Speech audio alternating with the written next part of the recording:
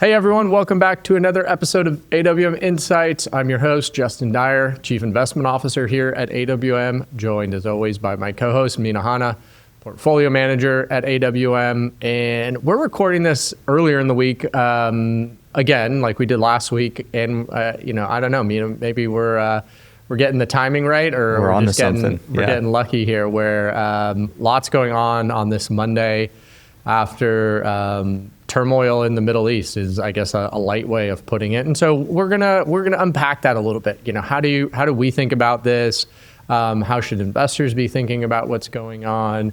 Punchline there is probably just be patient and stay the course. But yeah, we're gonna go way beyond that. So let's jump right into it, Mena. Just give us the quick take. Obviously, we don't have to go through the headlines. Everyone should be paying attention. And by the time this podcast gets released, who knows what actually is happening and what markets are doing. But there's some interesting things that we want to highlight today. Yeah, we might have a resolution. These things all move so quickly. But over the weekend, obviously, there was some military conflict between Iran, Israel, and the United States. And I think I made the same mistake this weekend that most people made. Like, there's that kitchen plate meme where it's like markets ready to open Monday morning and it's going to be an absolute disaster. I thought it was going to be an absolute disaster this morning as well. I was continuously refreshing the pre-market figures. You can look up how markets are expected to open just with some tools online. And it wasn't that crazy. Markets were projected to open down a little less than 1%, which is pretty tame all in all. And this morning we've seen markets open down kind of 70 basis points, 0.7%. And they've recovered, it's 10:30. We're recording it right now. And most of the indices are actually in the green now. So there's a massive difference between what I think the majority of people thought was going to happen based on negative news that should impact markets. But this is where there is a dislocation between news, between headlines, and between how markets actually perform.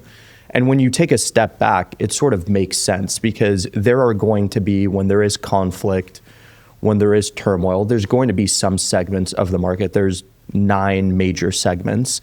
There's going to be some sectors that are very negatively impacted. There's consumer cyclicals, there's communication services. There are some areas of the market where you can expect are going to sell off if there's conflict. Airlines are absolutely taking a hit today. Cruise lines, most of the cruise lines are down 10% today. So you're going to see that, but you're also going to see other sides of the market perform well. Defense, obviously, energy, materials. So the market is not just one thing. There's a lot of different sectors there. And what we're seeing today is we're seeing negative performance in some markets, positive performance in other sectors.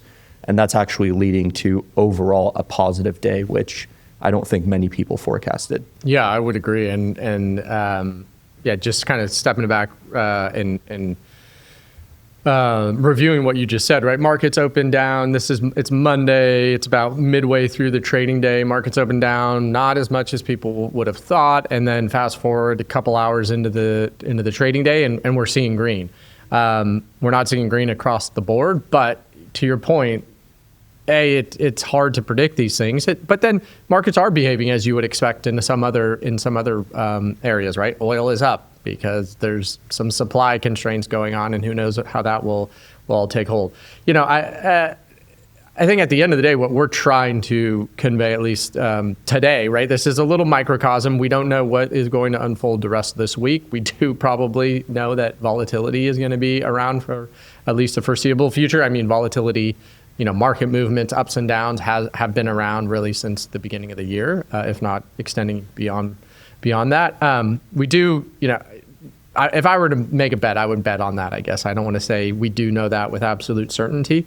But we don't know which parts of the market are necessarily going to outperform from here. And that really can get people caught in a bad situation. That's the piece we're really trying to frame here, right? In normal times, we get so caught up with headlines and chasing memes or chasing the hot asset or the hot stock, right? It was gold not too long ago, and that's kind of tapered off. Now, Bitcoin was trailing gold. Now, Bitcoin all of a sudden spiked as well this morning. And you just end up falling into this pattern or cycle of chasing your tail. And we know from many, many, many studies and looking at data that when you do that, human nature is not kind to you, right? You end up essentially buying high and selling low, and that's the exact opposite thing you want to do versus just having that plan in place, knowing that it is going to be difficult in times of volatility, which we could most definitely be entering into, right? Times of more heightened volatility, even negative market movements. We'll see, time will tell. But having that plan ahead of time to deal with situations like that and knowing that you're protected through your custom portfolio allocation is 100% the best mindset to have today. For sure. And I actually want to hit on the point that you made about some of these market movements not being intuitive. I could not agree more with that. Energy might seem like an intuitive one, like, all right, that area, obviously there's a lot of energy produced. There's a lot of ships that move through that area, especially to deliver oil and gas to developed markets, to Asia as well. So energy, that was like an intuitive kind of result where there's conflict in the region, energy is going to rally. Bitcoin, not intuitive at all. You would not think like Bitcoin is a risk on asset. This is a risk off event. You wouldn't expect Bitcoin to rally 5% this morning. So there are kind of things that happen that make sense. There are things that happen that don't make sense. And ultimately, if you are acting on any sort of news, you're guessing and you're hoping that what seems to make sense actually is reflected in the market, and that's not how markets work. Gold is actually down today for the morning. Like, you would think there's going to be this huge flight to safety. People are going to be buying gold. There's people going to be leaving this region and they need some physical asset. That's not happening. So yeah, I completely agree with you. Don't take what sort of intuitively makes sense and act upon that, because it's a guessing game and you're likely going to lose. Yeah. And I mean, it's more than a guessing game, right? At the stage that we're talking about, it's more or less gambling. Yeah. We always say, hey, when it comes to long-term investing, you want to be the casino. You want to stack the odds in your favor. You don't need to hit the jackpot with your investments. You can thoughtfully try to orient investments towards interesting asset classes that produce really, really solid returns over long periods of time. I mean, that more consistently, that's public markets, but then in the private markets and venture capital, you can start to seek higher returns, but in a systematic, probabilistic way, not just as like, sticking your finger kind of in the sky and trying to make these bets, because these short-term bets, they move quickly. They don't necessarily move intuitively, and you can really, really get caught in a bind. So, yeah, I mean, lots going on. I mean, that goes without being said, but there truly is, right? We've had a lot going on, and maybe people are even getting kind of desensitized to this, but I would both acknowledge that there is a decent amount going on in the world.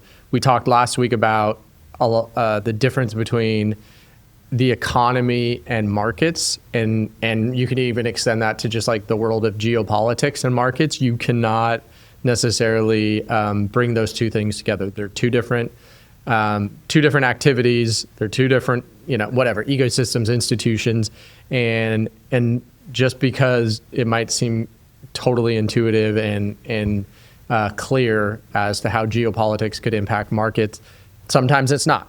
And predicting and building a repeatable process based on that is generally not what you want to do in times like this.